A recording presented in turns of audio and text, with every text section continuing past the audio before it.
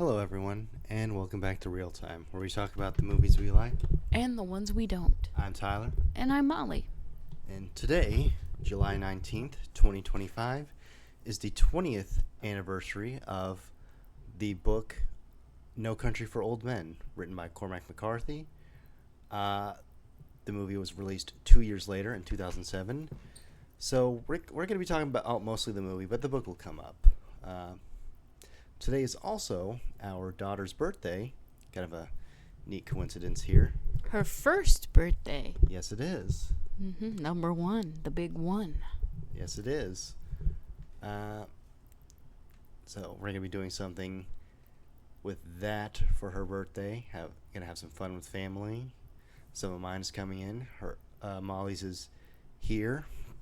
And hopefully it's a nice time. Hopefully nothing bad happens. Okay, weird way to phrase that, but all right.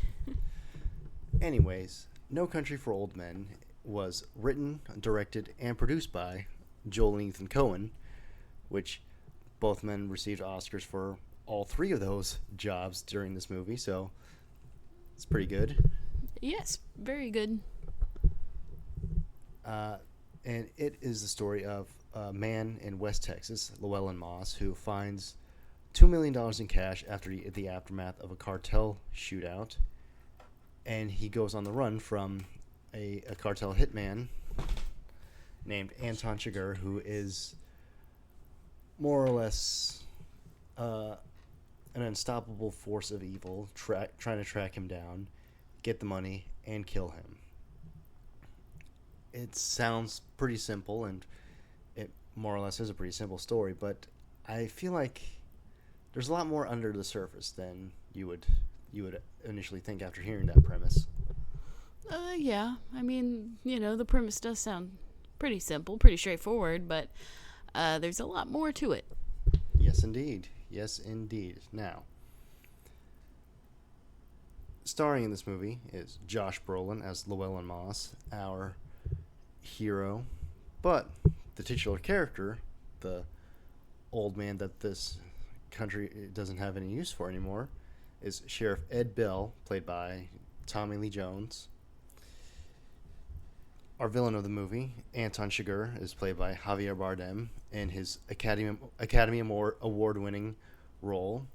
He is, well, let's just be straight up. He is absolutely terrifying in this role, and he is so excellent. I love this role.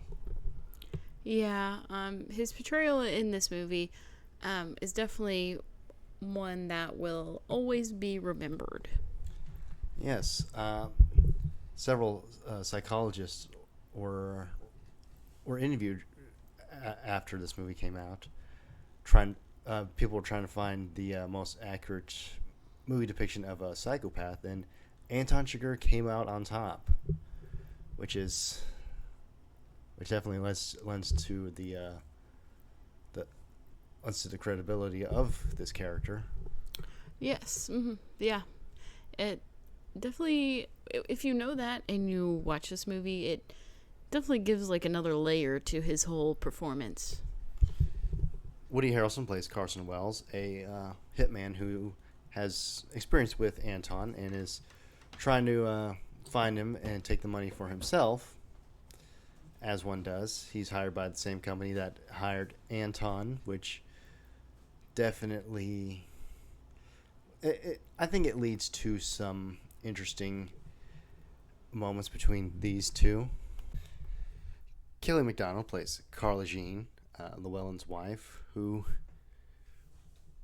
for the most part, doesn't really have much to her as a character, but she really comes into her own at the ninth hour of this movie. So we'll get there when we get there, though. Yeah, at first you don't really think there's going to be much there, but we'll get there. Stephen Root also shows up as the man who hires Carson. Not much to be said about his character. I just like seeing Stephen Root in things. Yes, me too. It's nice to see Bill Dauterive getting work and things. Yeah, it is. Now,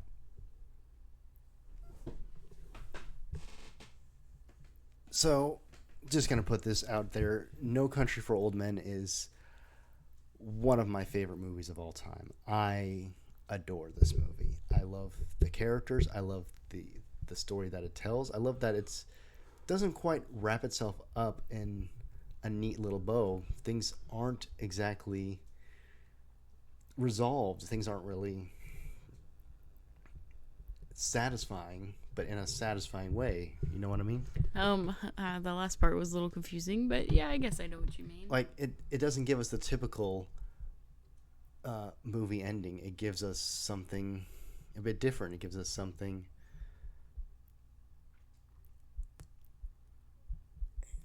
It's hard to explain, but it just scratches that itch in my brain that I guess I needed.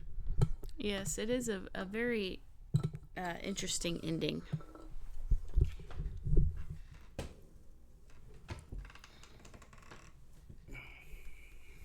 Now, Anton is possibly one the most interesting character in this movie. To me, he represents, well, really the evil of this world and how the criminal mind is getting more difficult to handle for lawmen like Sheriff Bell. He represents really the fact that that not necessarily that things are getting worse, but things have always been bad, and it's just and how it finally reaches people, and to them it seems like it's a new thing when it's just the way it's always been in the world.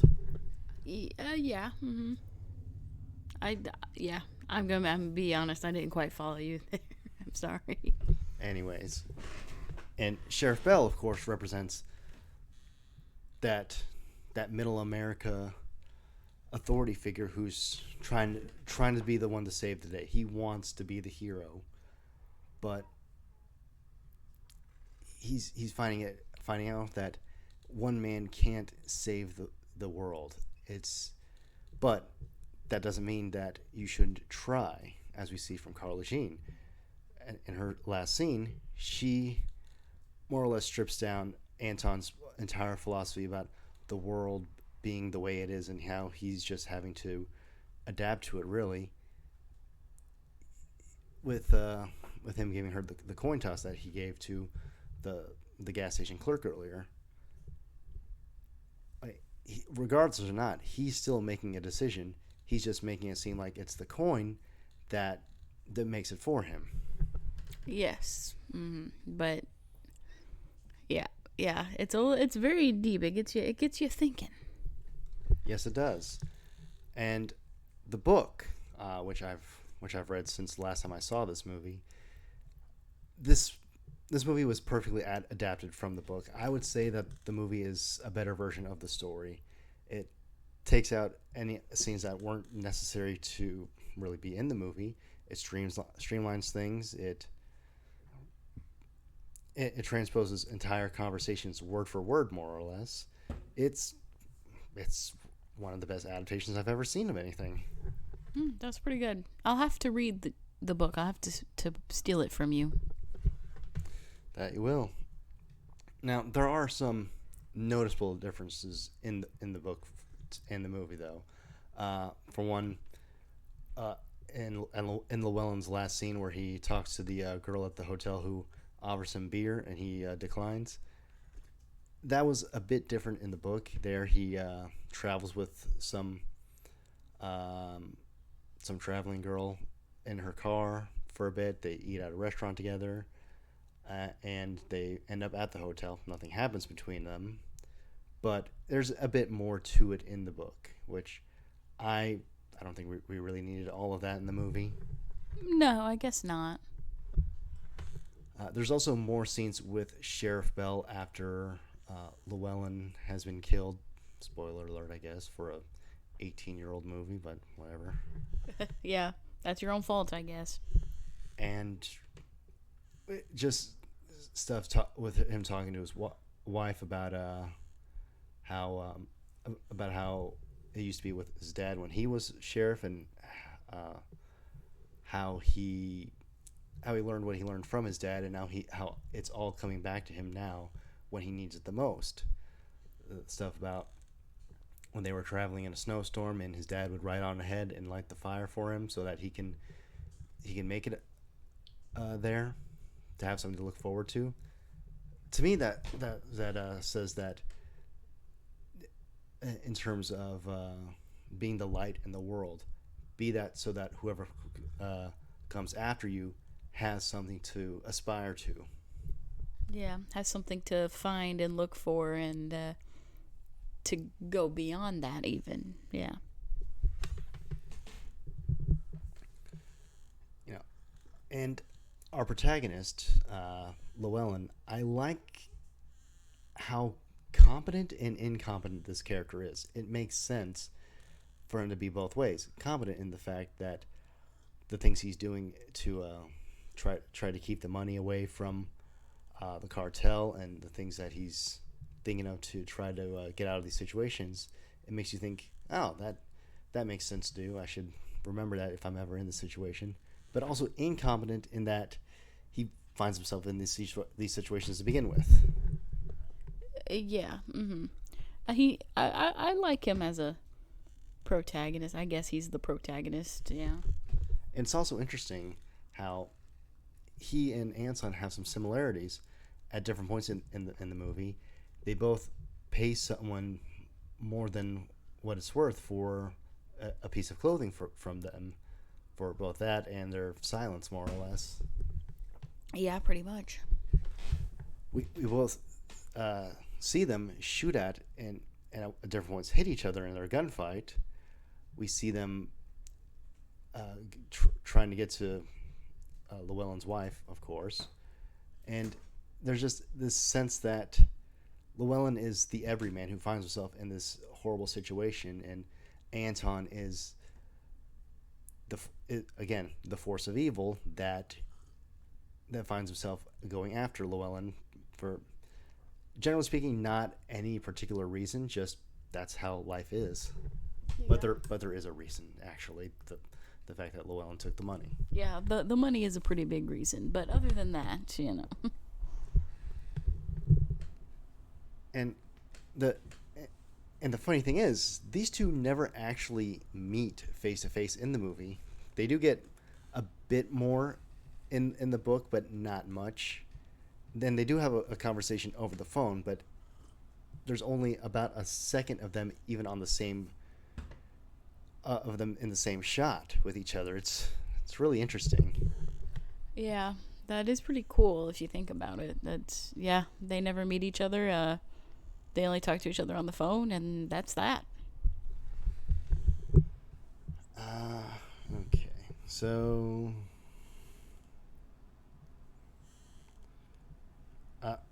Woody Harrelson in the movie plays bounty hunter Carson Wells.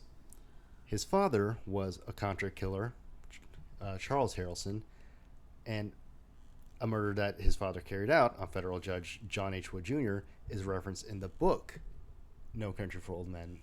Not the movie; it wasn't mentioned at all, but it was mentioned in one of Sheriff Bell's monologues in the movie. And he has in the book. He has a lot of them in the book. They start every chapter, and it's definitely a good way to get into the headspace of this character in the book. Yeah, that's pretty cool how that all worked out with Woody Harrelson. So Javier Bardem accepted the role of Anton Chigurh because he wanted to be in a Coen Brothers movie. I don't blame him. They're one of my favorite directors. Yeah, I'd accept whatever role they gave me.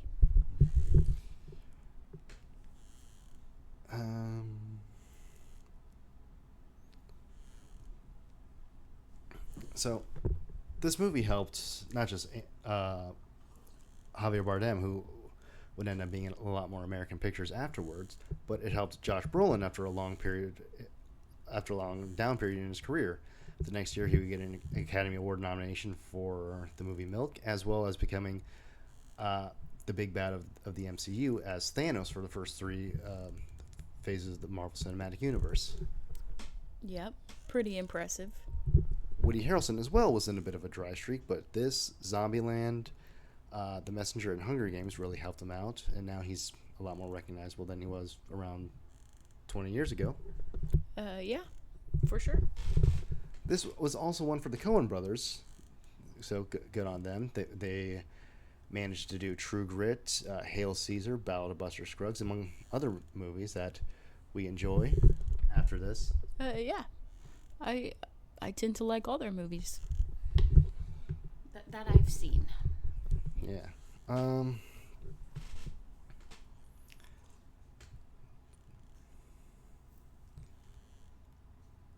So, interestingly, the role of Llewellyn Moss was originally offered to Heath Ledger. Pretty cool. I feel like you told me that, or maybe I'm just confused. Yeah, who knows? He turned it down to spend time with his newborn daughter Matilda. That's nice, yeah. Javier Bardem almost withdrew from the role of Anton due to issues with scheduling, and Mark Strong could have taken over. That would have been a different movie. Yes, it would have been. Mm-hmm.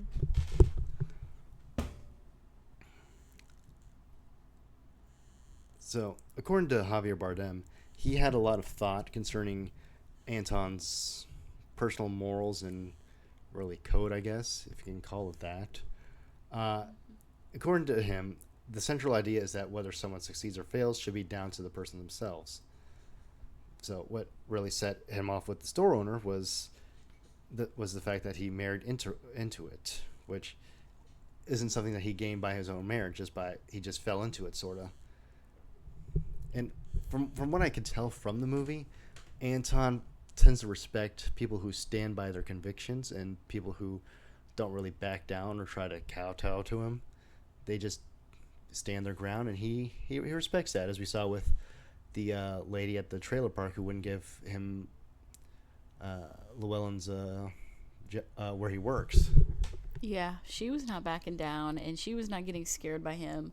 She was doing her job, and she was she was not going to give him any information. Well, no, he wasn't the first nor the last person with a bad haircut to come at her. Yeah, that's true. Which is also a testament to Javier Bardem's talent, where he managed to be threatening even with that yee-yee-ass haircut. Yeah, his haircut was unfortunate, but I think, that was definitely intentional. Like, this guy, even though he has a goofy haircut, is very intimidating and very scary. The fact that Bardem wasn't getting laid for months probably helped his performance, too. Yeah, that made me mad.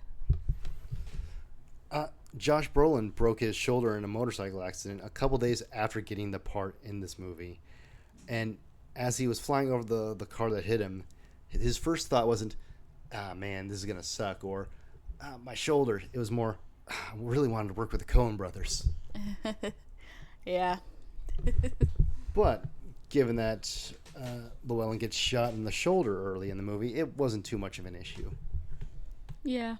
Did they have him get shot in the shoulder because of his injury, or was that just coincidental? If I remember correctly, that was in the book. Oh, okay. So just coincidental that just happened. Now, one last thing to talk about before we leave is just how terrifying Anton is, because this guy is just unsettling in the best way possible. He is a character that is currently one of my favorite villains of all time. He has an odd sense of morality and honor, but like not really. It makes sense to him, but to no one else.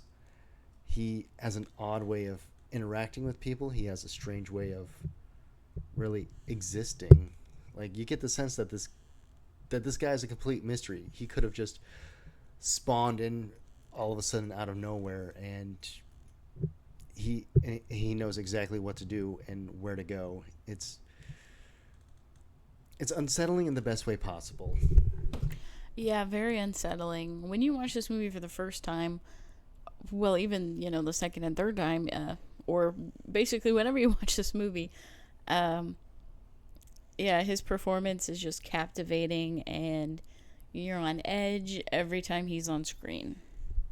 Exactly. Javier Bardem earned that Oscar, and I'm kind of surprised he doesn't have more. He's a fantastic actor. Yes, he is. And the and even the most mundane seeming scenes are some of the scariest. Like him at the gas station, where well, and probably another reason why he almost kills this guy is because he identified where he came from, and he could possibly identify him to authorities if anyone came poking around looking for him. There's that too. Yeah, I could describe him, know where he came from, all that jazz. Possibly point to where he's going, Yeah, that too. or him just walking by